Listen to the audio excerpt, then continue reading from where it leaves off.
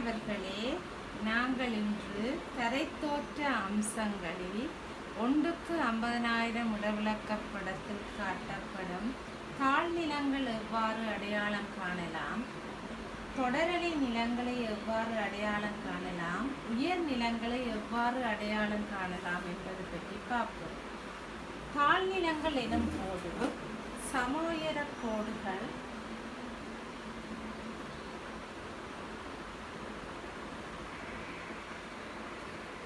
அகலமானதாக காணப்படும்.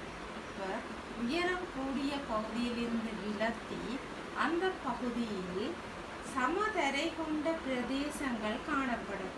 உதாரணமாக இவ்வாறு